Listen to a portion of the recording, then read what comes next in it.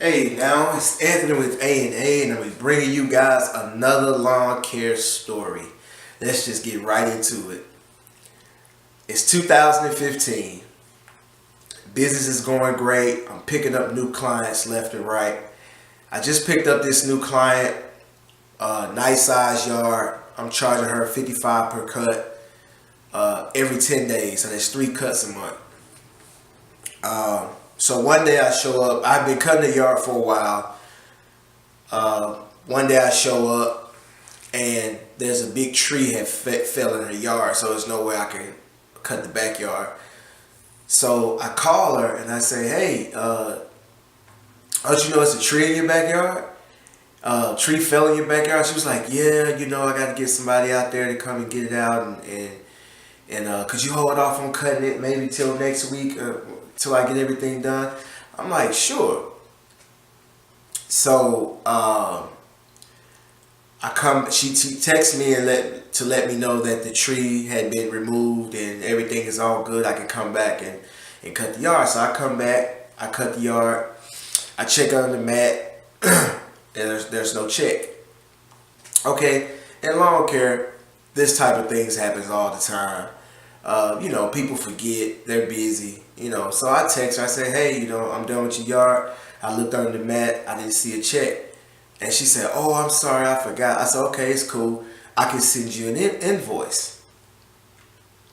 So, and I said, "That way you can pay it online through your email." And she was like, "Great. All right, go ahead and send it." So I send her an invoice. It takes her about 7 days to pay it. Okay, I don't like that, but I wasn't too mad about it because it got paid. So, we moving on. So, I cut a yard again, and there's no check on the mat again. So I send her an invoice. So I just assume, okay, she's not gonna leave any checks anymore. She's just gonna want an invoice.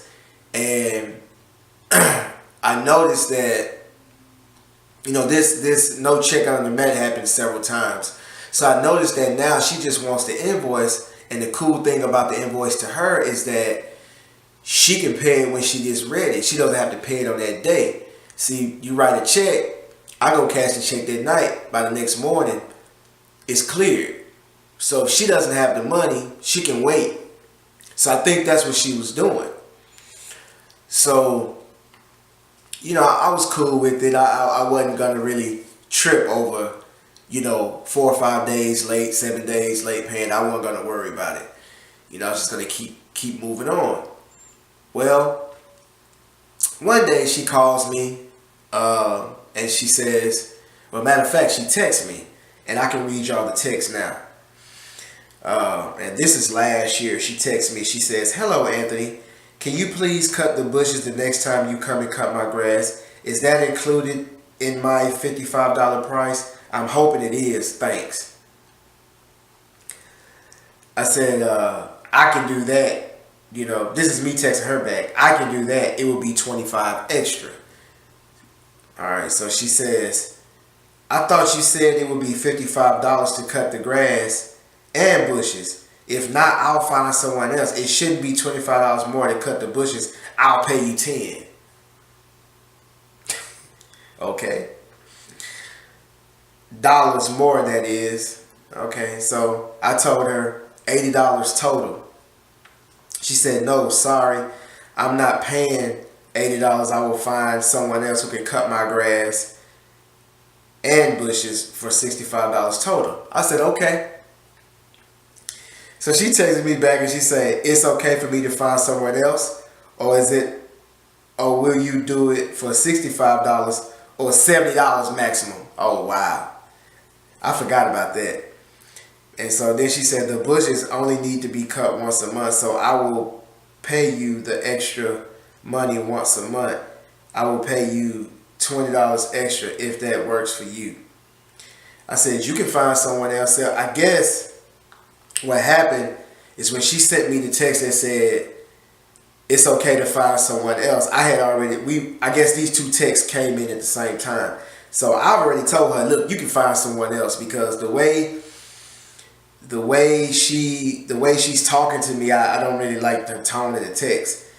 So I just tell her she can find someone else. She was like, okay, thank you. I will find someone else. I said, you're welcome. So she goes, can you cut the bushes once a month for an extra $25? I said, I sure can.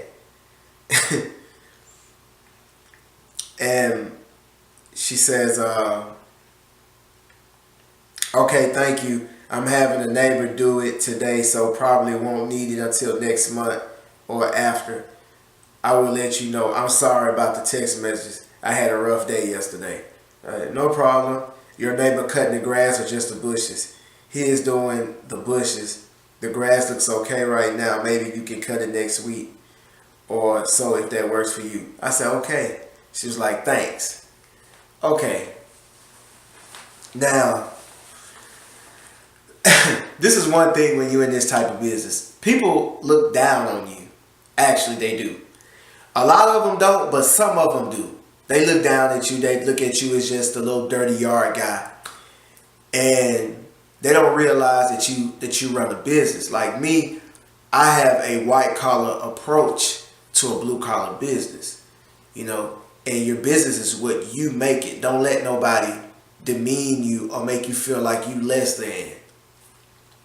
But she's going to tell me what she's going to give me. And that's not how it works. I have a company. I have an LLC. I have, I'm just as reputable as just any other business out there.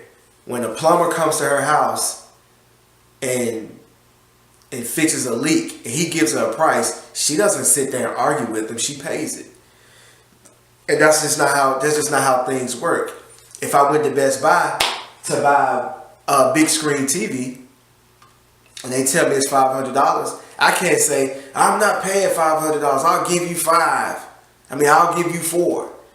It doesn't work like that. And you got to stand your ground. So that's the lawn care story I have for you guys today. I got more to come. Hey, y'all stay tuned. Y'all be safe.